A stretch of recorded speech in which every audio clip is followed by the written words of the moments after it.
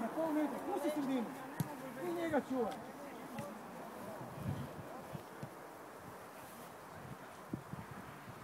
Tako Joža, ti onda primi, tako. Pazi tamo. Sam. Odmah točno, lagano.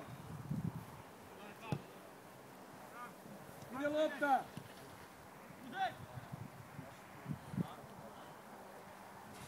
Ajmo stati na loptu, dečki, ajmo stati na loptu.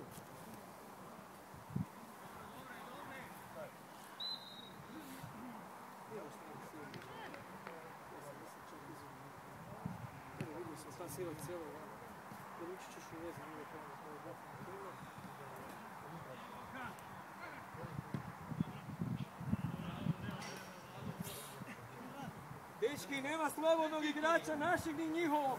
Na igrača morate izaći. Marinko, odi ispucaj to ili...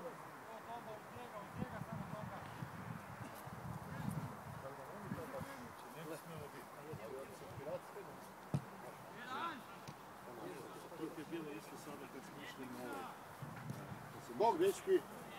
Bog!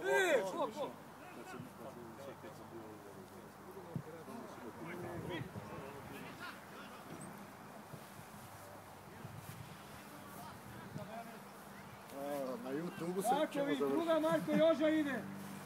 Ako budete dobri, evo stručni stožer. Ne, mi smo ovi, kak se zove Joža?